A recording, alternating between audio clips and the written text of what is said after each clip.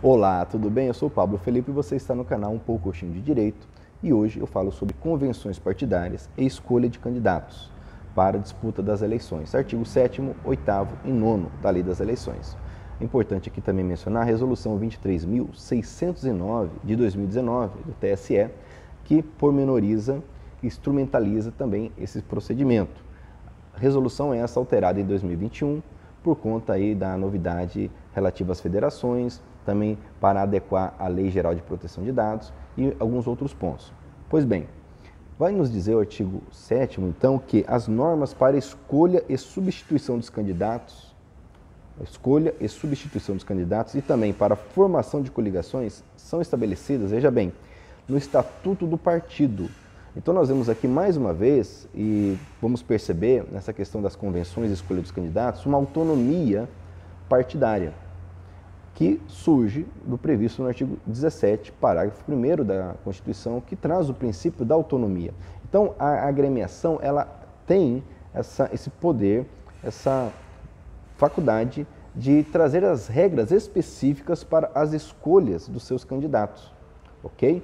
Bom, pois bem, o parágrafo 1º vai nos dizer que, caso o estatuto seja omisso, o Diretório Nacional deverá, então, trazer essas instruções com um prazo de 180 dias antes das eleições.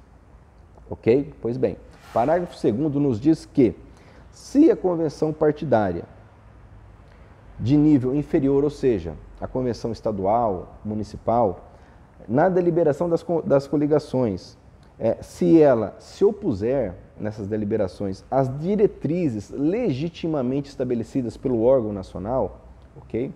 Então, nos termos do respectivo estatuto, poderá esse órgão anular a deliberação e os atos dela decorrentes. Importante entendermos isto. Então, existem diretrizes, conforme nos diz, por exemplo, o artigo 25 da Lei dos Partidos Políticos, que estão no estatuto. Por exemplo, a atuação da bancada parlamentar, desses filiados que porventura exerçam cargo eletivo e algumas outras regras que são próprias, são questões interna corporis.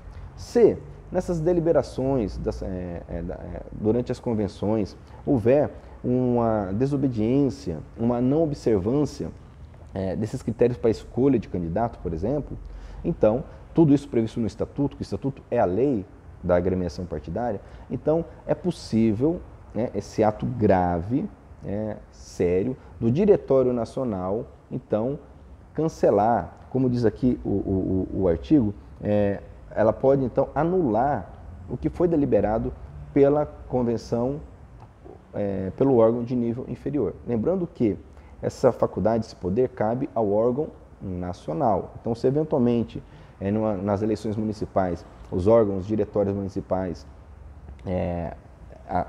atuam conforme descrito aqui no parágrafo 2º, não é o órgão estadual que poderá anular, mas sim o órgão nacional. Eventualmente, se o estatuto prevê que o órgão nacional pode delegar isto ao estadual, perfeito. Mas, lembrando que pela lei, é o órgão nacional que tem esse poder. O parágrafo 3º nos diz que as anulações de deliberações dos atos decorrentes da convenção partidária, então, conforme prevê o parágrafo 2º, devem ser comunicados, por óbvio, à Justiça Eleitoral. Ela deve estar ciente disso, porque estamos falando aqui de processo eleitoral, de escolha de candidatos.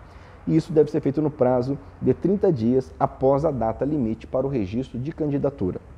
Lembrando que o prazo limite para o pedido de registro de candidatura para o registro de candidatura é 15 de agosto.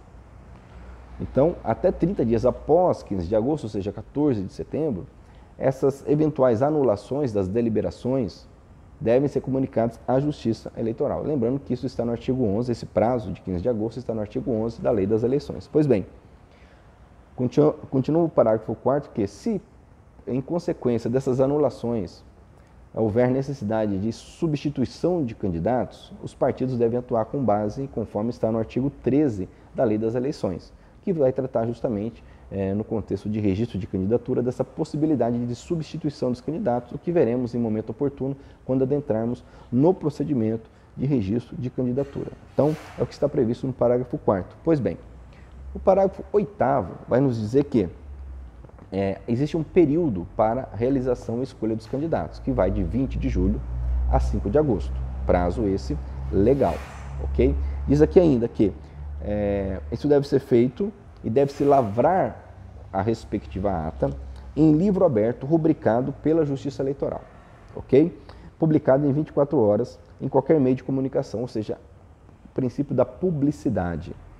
Importante, conforme a resolução 23.609 que eu citei aqui, e você que vai realmente operar, vai trabalhar na convenção partidária, vai fazer esse procedimento, vale muito a leitura e a observância da resolução, que não traz, por óbvio, não vai trazer algo que seja contrário à lei, porém ela traz procedimentos. Então, por exemplo, vai nos dizer lá que existe um sistema de candidaturas, ok?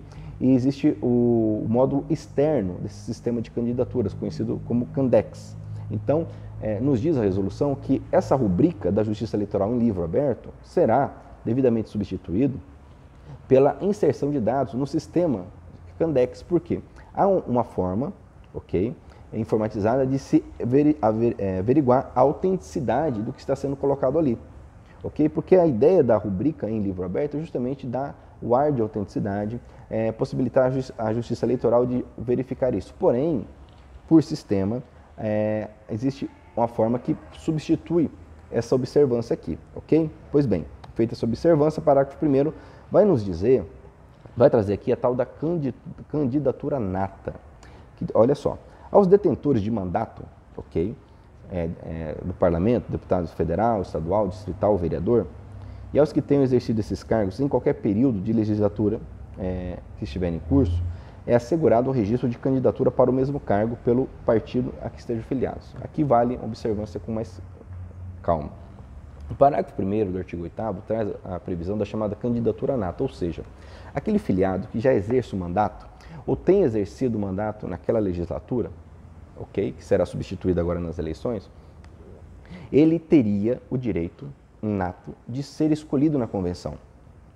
Esse parágrafo já muito foi suspenso pelo Supremo Tribunal Federal e, em 2021, o mérito foi julgado e declarado inconstitucional a chamada candidatura nata, ou seja, o parágrafo 1º do artigo 8º ele é inconstitucional. Isso foi decidido na ADI 2530.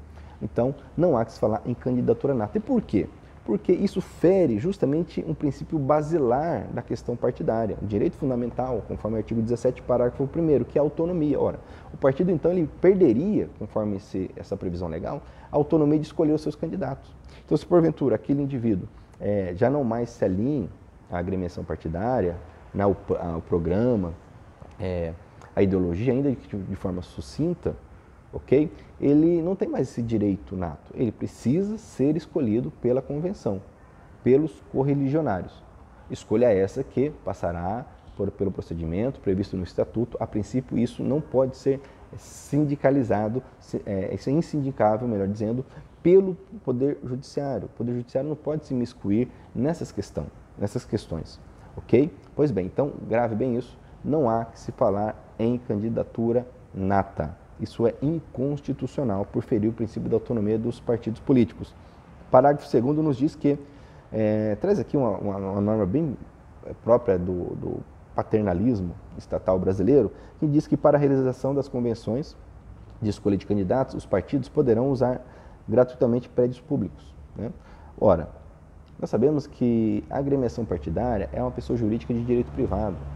Sabemos que ela recebe verba oriunda do fundo partidário, ok? Não há, ao ver de parte da doutrina, motivos para esse tipo de previsão que muitas vezes confunde a coisa pública com o privado. Tanto é que no senso comum não é raro quem entenda que partido político é uma pessoa jurídica da administração ou é uma pessoa jurídica pública. É uma pessoa jurídica de direito privado, que inclusive recebe verba pública para poder fazer, entre outras coisas, a alocação de um local para suas convenções. Ok? Imaginemos aí o exemplo, um prefeito, e fará a convenção ali do seu partido, ele utiliza a prefeitura com base nesse parágrafo. Olha a confusão que gera entre a coisa pública e a coisa privada. Pois bem, para encerrar, o artigo 9º nos diz que para concorrer às eleições, então ele traz aqui a questão do domicílio eleitoral, o prazo de domicílio eleitoral, e o prazo de filiação partidária. Então, para concorrer, o candidato deverá possuir domicílio eleitoral na respectiva circunscrição. Lembrando que circunscrição é a abrangência territorial de uma eleição. Então, se eu estou falando de uma eleição municipal, a circunscrição, por óbvio, município. Na estadual e federal, é o respectivo estado ou Distrito Federal. E na presidencial, todo o estado brasileiro. Pois bem, tem que ter domicílio nessa circunscrição 6 meses antes do pleito, conforme diz a lei. Lembrando que domicílio eleitoral e filiação partidária são condições de elegibilidade, conforme previsto no artigo 14, parágrafo 3º, incisos da Constituição Federal. Porém, a Constituição Federal não traz, por exemplo, o prazo. Isso é previsto em lei, ok? Porque a Constituição determina que essas condições devem ser analisadas nos termos da lei. E a lei aqui nos diz que o prazo é de 6 meses. Pois bem, lembrando também, trazendo aqui essa lembrança da chamada janela partidária, ok? Então, esse prazo de 6 meses, ele serve como parâmetro para a janela partidária. O que é a janela partidária? É a possibilidade do indivíduo que exerce mandato eletivo, ele mudar de partido, ok? Sem que ele perca o mandato. Nós temos ali no artigo 22A da Lei dos Partidos Políticos as causas que autorizam a mudança de partido sem perda do mandato, ok? Nos interessa agora o inciso de número 3, que diz assim, perderá o mandato o detentor de cargo eletivo que se desfiliar sem justa causa do partido, é o caput. Parágrafo único. Considera-se justa causa para a desfiliação partidária somente as seguintes hipóteses. E vem o inciso 3, a chamada janela partidária, que diz assim: mudança de partido efetuada durante o período de 30 dias que antecede o prazo de filiação exigido em lei para concorrer às eleições, majoritário ou proporcional ao término do mandato vigente. Ok, vamos entender com calma. Então, o indivíduo ele precisa estar filiado para concorrer às eleições, para ser escolhido na convenção 6 meses antes do pleito. Em 2022, o nosso pleito será dia 2 de outubro, 6 meses antes, 2 de abril. Então, esse é o limite para estar filiado e é o limite para ter domicílio eleitoral na circunscrição, 2 de abril. Pois bem, a janela partidária, ela começa 30 dias antes desse limite. Então, no caso de 2022, o prazo da janela partidária vai de 3 de março a 1º de abril, porque no dia 2 de abril o indivíduo já deve estar filiado. Então, nos 30 dias que antecedem, ele pode mudar de partido sem perder o seu mandato, ok? Essa é a chamada janela partidária.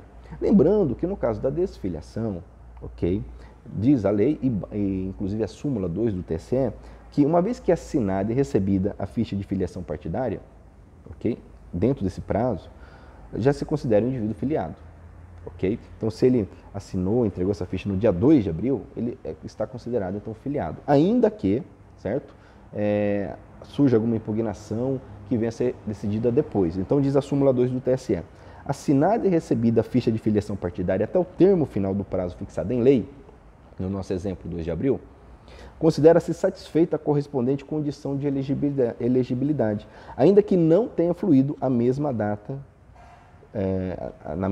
o tríodo legal de impugnação. Ou seja, resumindo, o que vale é a manifestação do novo filiado, a entrega da ficha ali na data correta, ainda que isso seja questionado e julgado, analisado em momento posterior. Pois bem, para encerrar o vídeo, o parágrafo único nos diz acerca da filiação que se houver fusão ou incorporação de partidos, ou seja, se partidos se fundirem, gerando um novo partido, ou forem incorporados, certo? 2 ou mais são incorporados por um outro partido que permanece existindo, nesse caso, essa questão do prazo de filiação, ok? Então diz aqui o parágrafo único, havendo a fusão ou incorporação de partidos, após o prazo estipulado no caput, ou seja, 6 meses antes da eleição, será considerado, para efeito de filiação partidária, a data de filiação do candidato ao partido de origem. Ou seja, exemplo, então o indivíduo está filiado em 2 de abril no partido X. Em junho, o partido X une-se com o partido Z, ok? Ocorre uma fusão, ok? Vamos imaginar essa hipótese. Perceba que no novo partido ele não está filiado 6 meses antes do pleito.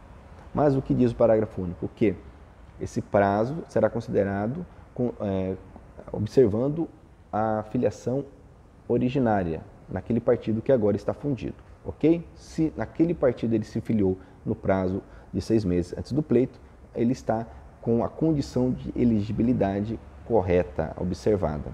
E uma última observação aqui, muito importante, ainda dentro do gigantesco princípio da autonomia dos partidos, importante observar que esse prazo de 6 meses para estar filiado antes das eleições, ok, é o prazo previsto em lei. Porém, o texto legal nos diz que o partido pode prever outro prazo, um prazo maior. Então, eventualmente, o estatuto do partido pode prever que, para concorrer às eleições, para ser escolhido em sua convenção partidária, o filiado precisa ter essa situação 3 anos antes do pleito. Perfeito. Está dentro da autonomia partidária. O prazo mínimo é de 6 meses, previsto em lei, mas o estatuto pode prever prazo maior. Ok? Maravilha. Espero que você tenha gostado do vídeo. Ficou um pouquinho longo, porque o assunto realmente merece, mas eu fico na guarda aí dos comentários, fico na guarda também aí, de eventuais críticas positivas, talvez negativas, para crescer, ok? E eu agradeço por estar inscrito em nosso canal e até o nosso próximo vídeo.